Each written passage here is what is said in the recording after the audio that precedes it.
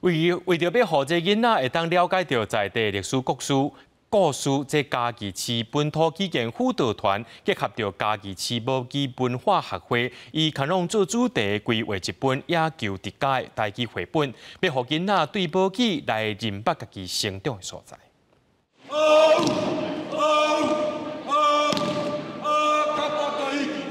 棒球队队员闹要开场，嘉义市政府甲本土语言辅导团体初5早时发表新的台语绘本《野球伫家》，要用故事的方式来绍介嘉义嘉农棒球队的历史。因的梦想就是要去日本科试验，要去来去比赛，所以这种坚持的精神，让因坚持到最后，真正尾啊，真正有达到去到这个日本科试验去咧比赛。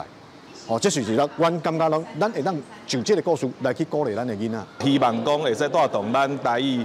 咱的付出，还有咱本土语言的一寡传承甲纪念，所以这本绘本的诞生哦，嘛希望讲，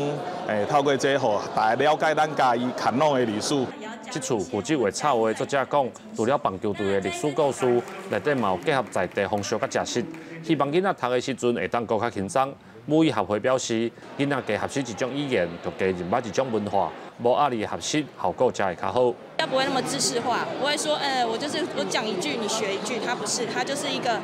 用绘本的一个故事的情节，然后带你进去这个环节，然后就会跟着学习这个语文。你这个语言只要听有会晓讲，其实我讲安尼你就100分啊。讲故事的这种性质来去讲哦，咱的时势听啊。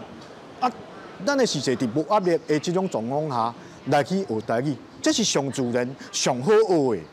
这个绘本除了文字以外，这届还专工邀请学生囡仔用绘本的故事来配音去影片，让读的人唔但会当利用影片学习台语的发音，嘛增加绘本阅读的方式。记者林慧婷，嘉义报道。